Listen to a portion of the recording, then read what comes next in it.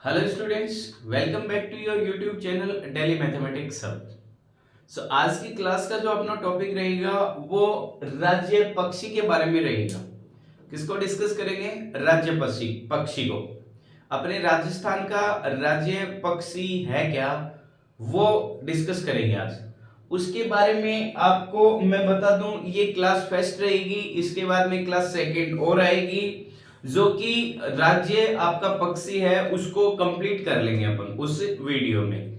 आज की क्लास में डिस्कशन करेंगे कि राज्य जो पक्षी है उसको दर्जा कब मिला राज्य पक्षी का, उसके बाद में उसको क्या क्या बोलते हैं, वैज्ञानिक नाम क्या है, इंग्लिश में उसे क्या कहते हैं, कहाँ पे वो मोस्टली पाया जाता है, प्रजनन केंद्र क्या है, इन सब के बारे में अपन डिस्कस करेंगे।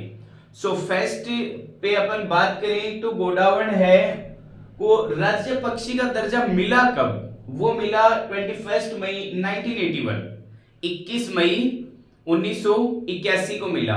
अच्छा, इससे पहले जो अपन ने स्टडी किया था वो राज्य पशु के बारे में डिस्कस किया था, गोडाउन के बारे में, जो कि यहाँ पे कितना था, 22 मई, 22 मई था।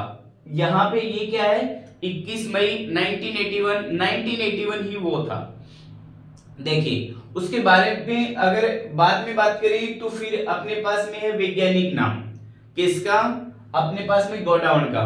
अच्छा, उससे पहले एक बात मैं आपको क्लियर कर दूं कि ये आपसे पूछा गया है इन 2010 में आपको सेकंड ग्रेड में पूछा गया क्वेश्चन है कि राज्य पक्षी है वो है क्या।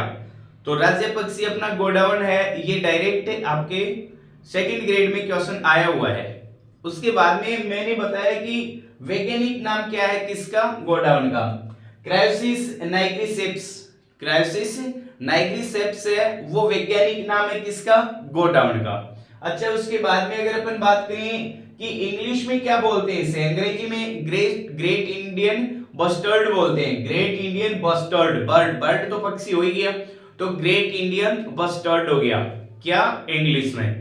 वैज्ञानिक नाम आपका क्या हो गया, क्रायोसिस नाइग्रिसेप्स, एंड इंग्लिश में क्या हो गया, ग्रेट इंडियन बस्टर्ड बर्ड। इसके बाद में अगर अपन बात करें कि स्थानीय भाषा में इसे क्या क्या बोला जाता है, स्थानीय भाषा में लोकल लैंग्वेज में इसे क्या क्या बोला जाता है, एक तो बोला जाता है शर्मिला पक्षी। क्या बोला जाता है, शर्मिला पक्षी। एंड सेकंड वन सोहन चिड़ी। क्या बोलते हैं, सोहन चिड़ी भी great Indian bustard I mean godown को क्या कहते हैं, शर्मिला पक्षी और सोहन चिड़ी भी बोलते हैं। अच्छा, उसके बाद अगर अपन बात करें कि इसके निकनेम क्या क्या है, उपनाम क्या क्या हो सकते हैं, वो क्या क्या है अपने पास में, सारंग। सारंग इसका उपनाम है, निकनेम है। उसके बाद हुकना, हुकना। उसके बाद में तुकदर, क्या हो गया, तुकदर। बड़ा तिलोर और गुदनमेर, बड़ा तिलोर गुदनमेर, ये आपके पास में क्या हो गए, गोडाउन के निकनेम हो गए हैं। अच्छा, उसके बाद अगर अपन बात करें कि गोडाउन को हाड़ौती क्षेत्र में मालमोरडी भी कहते हैं। हाड़ौती जो क्षेत्र है, हाड़ौती जो बेल्ट है उसके अंदर मालमोरडी भी किसे, गोडाउन को मालमोरडी भी कहते हैं। तो अपने पास देखो, वैसे मैं बात करूं तो बहुत सारे निकनेम हो गए और बहुत सारे इनको लोकल लैंग्वेज में भी यूज करते हैं। लाइक गोडाउन को हाड़ौती, हाड़ौती जो आपका क्षेत्र है उसके अंदर मालमोरडी कहते हैं। उपनाम ये आपके हो गए, स्थानीय भाषा में सोनचिड़ी और शर्मिला पक्षी भी कहते हैं। उसके बाद अगर अपन बात करें कि गोडाउन के प्रजनन हेतु जोधपुर जंतुआलय है वो प्रसिद्ध है। गोडाउन के प्रजनन के लिए जोधपुर जंतुआलय वो क्या है, पॉपुलर है, प्रसिद्ध है। उसके बाद में अगर अपन डिस्कशन करते हैं कि राज्य में सर्वाधिक गोडाउन है वो 3 क्षेत्रों में पाया जाता है। कौन से क्षेत्रों में, 3 क्षेत्रों में पाया जाता है। अगर उन क्षेत्रों की मैं बात करूं तो मरुदान, किसमें, मरुदान, वो जो एरिया है मरुदान का आता कहां पे है, जैसलमेर और बाड़मेर की सीमाओं पर आता है। जैसलमेर और बाड़मेर की सीमाओं पर आता है क्या, आपका मरुदान, एक प्रसिद्ध। फिर दूसरा जो आपके पास में सबसे ज्यादा गोडाउन मिलते हैं वो मिलते हैं सोरसन बारा। कहां पे, सोरसन जो कि बारा के अंदर है वहां पे मिलते हैं। फिर आपके पास में सोकलिया अजमेर, सोकलिया अजमेर में भी आपके पास में क्या होता है, गोडाउन प्रचुर मात्रा में मिलते हैं। बहुत सर्वाधिक मिलते हैं, सबसे ज्यादा है वो तीन ही क्षेत्रों में मिलते हैं, मरुदान, सोरसन और सौकलिया।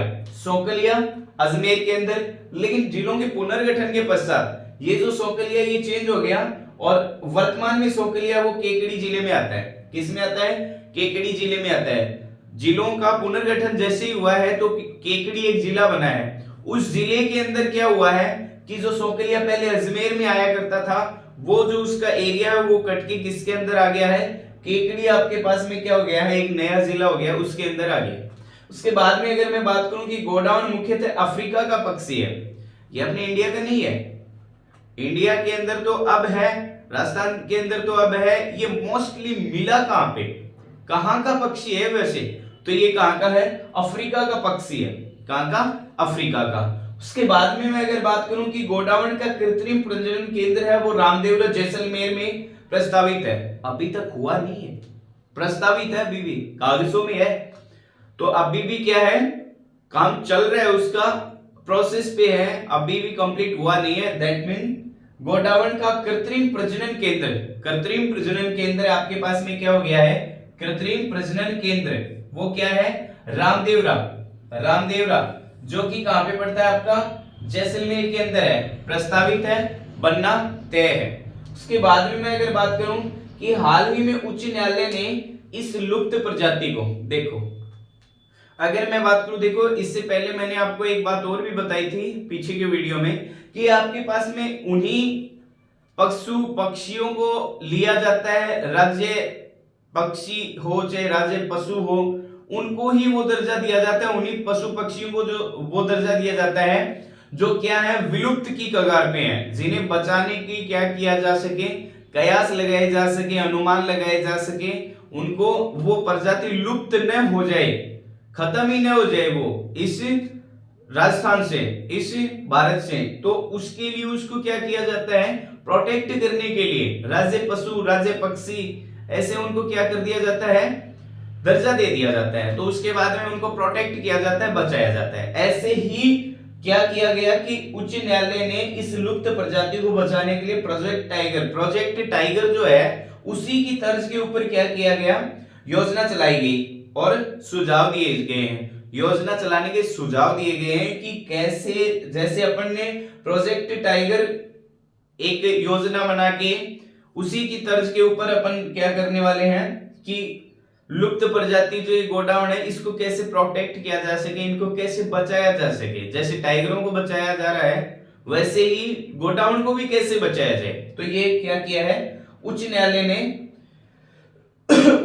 ने इस लुप्त प्रजाति को बचाने के लिए प्रोजेक्ट टाइगर की तर्ज पर योजना चलाने का सुझाव दिया है। ठीक है, उच्च न्यायालय। उसके बाद में अगर अपन बात करें कि गोडावण का प्रजनन काल है वो है कौन सा? मोस्ट ऑफ प्रोबेबिलिटी अक्टूबर और नवंबर का जो महीना है वो गोडावण के प्रजनन का क्या है? आपके पास में काल है, समय है। प्रजनन का समय कौन सा हो गया? अक्टूबर और नवंबर हो गया।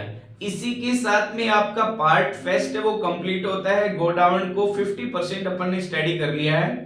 यहां से आपके पास में वन लाइनर में आपको स्टडी करवा रहा हूं, डायरेक्ट सीधा सीधा क्वेश्चन बनता है, आपको ज्यादा कोई इसको बहुत ज्यादा डिस्क्राइब करके और पढ़ने की जरूरत नहीं है। डायरेक्ट यहां से सिंगल लाइन का क्वेश्चन है, हर एक लाइन है वो आपके लिए क्वेश्चन है, डायरेक्ट क्वेश्चन पूछा जाता है।